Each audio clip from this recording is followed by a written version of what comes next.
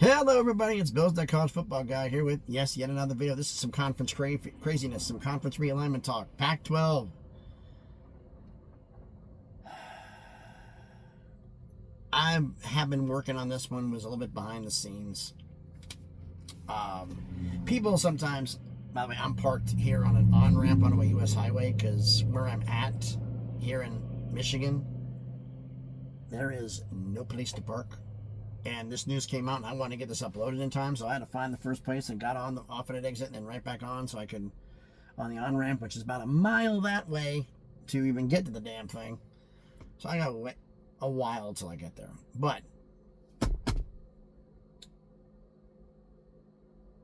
had some little bit more information came in, and I saw a video that came out a couple days ago.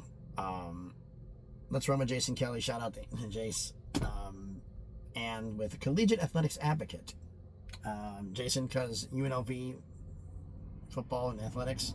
Jason Kelly covers college football primarily from a Pac-12 perspective. So you might want to check both their channels out. The collegiate athletics advocate. Easy for me to say. Anyway.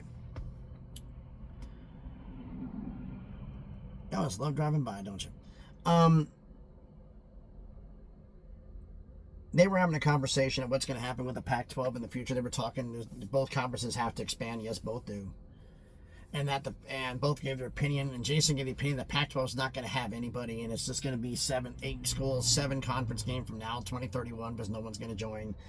And Advocate had the opposite take, which was, no. They're going to get somebody. In fact, that since Big 12 turned them down, the president's going to come down to Dr. Ed Scott and say, hey, you need to go call the Pac-12. UTSA and Tulane and South Florida, all of them are going to come with it too, which is no. The answer's in the middle. They're not going to add a bunch of schools right now. No, and so, number one, first off, they're not going to have just 8 members. They're going to go to 9 for football. Because if you want to be considered on an even level with everybody else, the Power 4 conferences, you say you're a power conference, they're all going to have 9 conference games, you're going to have 7. The G5s will be rated higher than you are. You have to get to at least 8. In fact, you have to get to 9, realistically, but you're not going to get to 9 right now. They're going to want you to be at least at 8. So they're going to have to add at least 1 school for football. They're going to have to. And asking anybody from the Americans not thinking about adding anybody until the first purge of the ACC when, as I call it, the snowball starts. The Big Ten and the SEC are going to take their schools. I'm thinking it's going to be 6 between the two of them. It's the ACC down from 17 full members to 11. Remember, they now agree the fact that they're going to play 9 conference games and 10 P4 opponents. If they're all the way down to 10 schools, that's been a little hard to do. So they're going to have to bump it up. And I think they're going to bump it up to 16. But it's not the 16 you think. I think, old Yogi Berraism, if it ain't broke, don't fix it. What have they been for the longest time? 14 full members, 15 for basketball. I think that's what they're going to go back to being. But they're going to add 2 football onlys to put them up to 16. So if they lose 6 schools, that puts them down to 11. They're going to add 3 full members to put them back at 14. The same 3 I keep hearing. Tulane, South Florida, and Rice. Academics taking priority in this. Tulane, South Florida, and Rice, with Army and Navy being the football onlys. It fits all the things. It fits the academics. It fits the footprint. Done. Easy peasy. Memphis. Oh, Memphis got turned down. They're going to come to the Pac-12. Memphis got turned down by it wasn't Brett Yormark saying, get the hell out of here. We're not talking to you. We're not doing any moves until 29, 30, 31. So if you can improve your deal, i.e. make it like SMU with no money for like 8 to 10 years, and come back then, we'll talk. They're not saying slam the door, no. It's 29, 30, be ready. Because that's when the Big Ten's making its moves. Which means you have to be in a conference where it's a little more viable to move out of. $30 million exit fee versus notice of the AAC for what, 10, 12? Not a contest. Stay where they're at. But the Pac-12 has to add somebody. So I'm going like, okay, what are they going to do? They add a full member? No. They're looking at a football only. Now, those of us who cover this, if those of us who have people we talk to or send us messages or text or emails or on X or whatever, you'll get one out of the blue. It's just, what are you thinking? Like I went, oh man, it's going to be great, man. Ferris State's coming to the Pac-12. Dude, put the bottle down. Like, no. Put the bottle down. Put the glass away. Put the glass over there. There. Why don't you lay your butt down and go take a nap? Because you need help. We've heard it, right? The one that's just out of the blue, troll mark, whatever, or just flat out stupid, And then you hear one, all right. Then you hear it twice. 3, 4, 6. Today makes 7. Same school.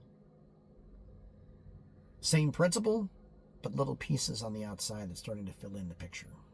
Now, this is rumor and innuendo. This is no fact. This was fact. I believe it was fact. I put a conference realignment. But this is titled conference craziness because that's what rumor and innuendo is. Straight up craziness. But they're going to get one more member for the conference. The Pac-12 is. Pac-12 is getting one more. And we're looking football only. In fact, the school wants football only. The Pac-12 wants football only. The school wants football only. So we're already getting on the same page. So that's a positive right off the bat. And the fact is, this school is worried about getting caught flat-footed. When all the ACC mess goes down, being caught flat-footed. What school am I talking about? The Raging Cajuns of Louisiana. They looked at it this way. Say I'm right, Tulane, South Florida, and say Memphis gets to go in the Big 12 or whatever the hell, or something, or Memphis goes, whatever. But Tulane, South Florida, even if it's not Memphis, Rice, and the two big ratings draws of the American Army and Navy all leave. Cuts them down to like 8 full members in the conference. How much is that media deal going to be worth in 2032 when they renew? Is it going to be any better than the Sun Belts? No. That's the point. If it gets down that damn low and those schools all leave, would UTSA and North Texas be like, Pac-12, hi, remember us? UTSA be hat in hand apologizing. North Texas be like, I was looking to expand. I'm in the Dallas Fort Worth Metroplex. My basketball's somewhat good. I can play football and win. Hey, maybe we got to talk a little business. Because I think those two would bail because they're like, the Pac-12 is going to be making more money by far. Because one thing I was hearing, I thought there was a shot that perhaps some of the schools out west, Oregon State, Washington State, San Diego State, Colorado State, if they wanted to do a Western division of the ACC, they might do it. That's been shot down. The only schools out west are Cal, Stanford. That's it. They're going to add another school in Texas, that would be Rice, and staying East Coast. That's what they want to do. Okay? So if they're not going to be in danger of going anywhere, and maybe probably going anywhere to go in the Big 12, Pac-12 is not going anywhere. They're not going to implode. They're going to stick around. And they're going to make a lot of money. Not ridiculous money compared for a G5, but they're going to make more money. Be the highest paid G5. Because I just told you the American's going to be cut down to basically nothing. North Texas and UTSA leave. And the fact is that one of the things that was being told to me, that was being heard about, was the fact that people around Louisiana were saying that there are some people within the American who are not exactly tuned up or enthused with the idea of adding them. Because if they lose 6 schools, they only got to add 3 full members to make this work. Tulane, South Florida, Rice. If they lose another one, would they add Memphis to make it happen? No, they'd probably go add UConn. And Memphis, they lost one school, probably Louisville, to the Big 12. Memphis would come as the 18th member of the Big 12 for free. So you still would lose Memphis. Or they might change their minds and add Memphis since they added Louisville. They might change their minds. Who knows? But regardless, all that ratings and all that draw, what's that conference worth? 3.5, maybe? When you're talking, let's see. If they hadn't left and Memphis is gone, North Texas, UTSA, Tulsa, UAB, FAU, Charlotte, East Carolina. Who am I missing?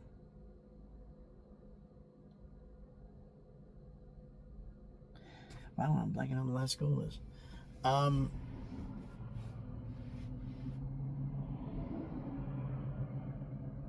But either way, just doesn't make any sense. Temple's the last school.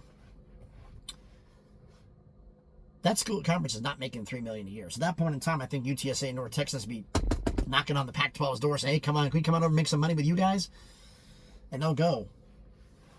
Louisiana is worried. The people in Louisiana is worried is one thing. If they get American gets cut down like that and they don't get invited to the American's not making at least $4 to $5 million a year, and UTSA North Texas bounce the Pac-12, their big fear is if we go to the American, we may not be any better off than we are in the Sun Belt.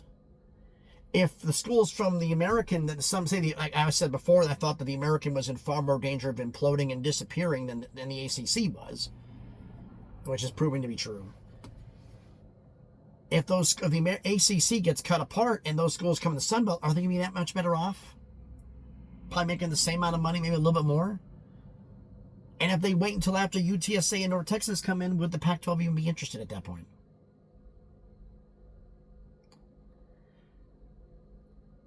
Basically, they're afraid, the rumor is, and the wording is that they're afraid that if they don't go now, there may not be a place for them when the music stops. And if you think about it, that's not hard to understand. And okay, it makes sense because I'm like, okay, yeah, because the American, if those schools leave, American's going to be nothing. The American completely implodes. They add some schools from the American, like in East Carolina and whoever. Are they going to really jump up much in value? And if they did jump up in value, is a football only at the Pac-12 worth more than a revamped Sun Belt? Most likely, yes. Now, albeit they be on a sliding scale because they're going to be taking less than what a full football share is and work their way up every year. But the thing is, they're looking at if it's more than that, it might be worth it. And they want the numbers to come in because they're looking at going like, we'll give it a year, their deal will be out. If it's on there, we may just go up there and ask because they don't want to be caught flat-footed. And if you think, like I said, you think about the situation and what could happen, they could get caught flat-footed real fast, especially if America's not interested. Because America's not interested and they raid schools from the American, schools from the Sun Belt, and they're stuck in the Sun Belt. How much is that deal going to be worth? $1 million? They're going to be stuck. So they're kind of at we can't get caught flat-footed. We got to make a move. And the move is, we'll see what the money is for the Pac-12, and if it's justifiable, let's talk about being a football only. So that's what I've been hearing, is nervousness about if the American gets poached as bad as it does, with how much they're going to lose, and the Sun Belt schools aren't going to add that much. They're not going to nowhere near make up to what they lost. ESPN's going to cut that contract down in value. It's not going to be no $7-8 million a year. It's going to be less, a lot less money. And if it cuts like UTSA and North Texas bounce, I mean, there's the possibility at that point that like Tulsa might call up. If the USA and North Texas bound to less than 6 schools, they bring in that one. I mean, the Mountain West deal might be worth more than what the American deal would be at that point. Tulsa may be calling the Mountain West, see if they're interested. So,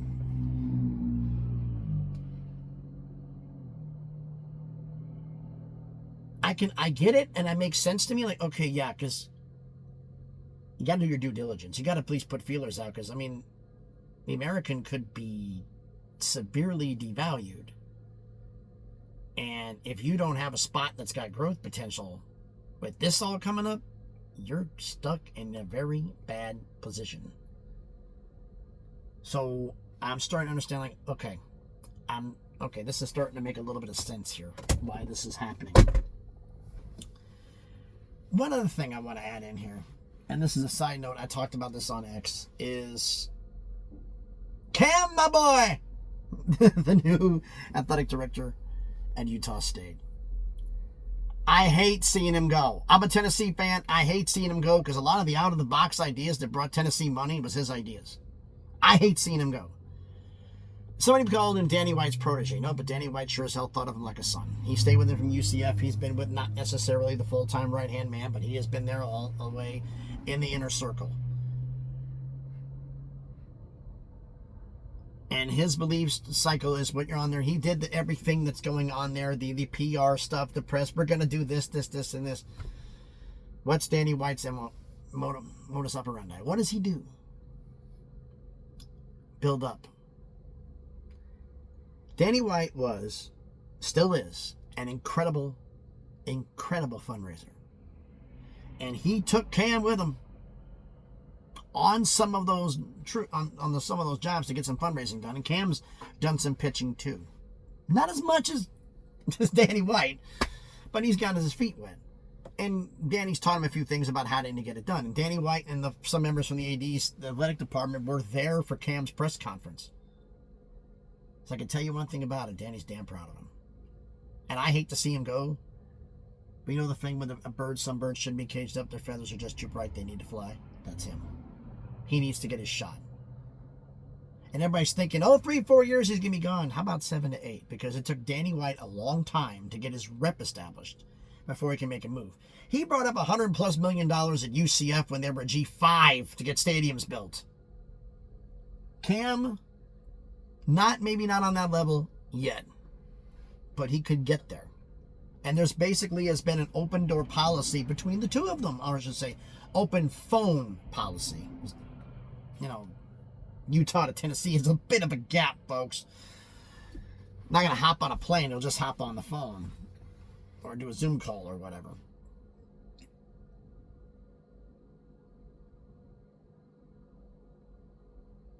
He basically is that Danny's basically told him, if you need ideas on little things to run the athletic department or some fundraising tips, give me a call. And if you have an out-of-the-box idea that you think might work, don't be afraid to give me a call. Give and take, back and forth. Some ideas, because there were some ideas that he wanted to do media-wise that he couldn't do because of the ESPN deal with the SEC. And I'm calling it. He was in on the deal. Don't be surprised if whenever the hell your guys' jersey deal ends, Adidas is for Utah State. Do not surprise at one damn bit. So, I hate to see him go. I'm selfish. I hate to see him go, but I think he's going to do a damn great job at Utah State. He's going to be there for quite a few years because he wants to build something up. He wants to do what I got told. I don't know if it's accurate. But I got told is he wants to do to Utah State what Danny did to UCF. How do you build up a G5? If you build up the facilities, you improve the facilities across the board, everything else takes care of itself. But you have to have the facilities in place to fully attract the athletes to make it work. Danny White knows that. So does Cam. So Utah State, you may just hit one right out the damn park with this one. So I wanted to say that one, and I wish you nothing but the best, Cam, because, man, he could be good. Hopefully he becomes a Power 4, even a Power 2. AD, just, I don't know if you want to be in the SECs. I don't want you going against my Vols. I mean, go rule the Big Ten. Have fun with that. But, yeah. So, Pac-12 expansion. Have I heard more than one school? Is there more than Louisiana? No. Just one. Just one. Heard anything on St. Mary's? No. You got St. Mary's facilities. Why bring them in the conference with lower facilities when they could just bring in, they have them play Gonzaga in the game in a non-con? You know, to keep the rivalry going. But that's neither here nor there. So I've done enough yapping about this. Why don't you let me know what you think about all this down in the comments. So thanks everybody for watching the video. If you haven't done it already, please do me the favor. Smash that like button. Hit the thumbs up. Helps with the algorithm. Comment on the video. I don't see the American schools leaving before 2032 when their deal comes up, or 31, because not before the ACC's first, the Big Ten SEC take their giant bite out of the ACC. I don't see anybody making a move yet because they want to find out what the hell's going on over there. And the Pac-12 is going to be ready to make a move when that happens. Hey, they turned you down, but we won't. And they'll capitalize on it. I don't think they're going to go with only eight schools and only have 7, because they have to have 8. So they're going to add a football only to get it even. So I think it's going to. You know when you think, and not Louisiana being the one. What do you think about that down in the comments? Share the video if you want to. If you haven't done already, check out some of the other videos that I've done. If you like it, hey, subscribe to the channel. On the road to 2K, trying to make some magic happen. You want to follow me on X, the link is in the description. Thanks, everybody. Hope everybody's having a great Friday. Oh, boy. We got games today. Great one today, too. This is going to be coming out just before it starts getting good. So I know some of you in the out west will be watching this a little bit later. But yeah, it's going to be a good one. So yeah, thanks everybody for watching. Have a great day and great evening watching some great college football this weekend. And please, be good to each other.